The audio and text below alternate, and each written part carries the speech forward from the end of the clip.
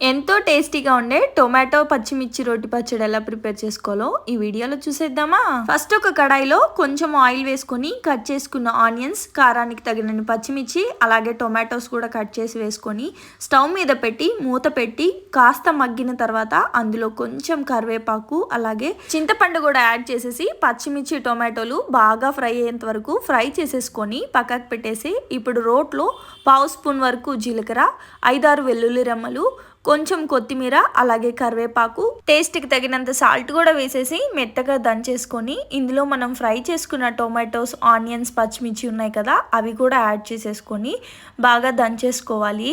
ఈ పచ్చడి చాలా ఈజీగా మెదిగిపోతుంది. రోల్ లేని వాళ్ళు మందంగా ఉండే కడాయిలో వేసి పప్పు గుత్తితో ఎనిపినా సరే చాలా ఈజీగా మెత్తగా అయిపోతుంది.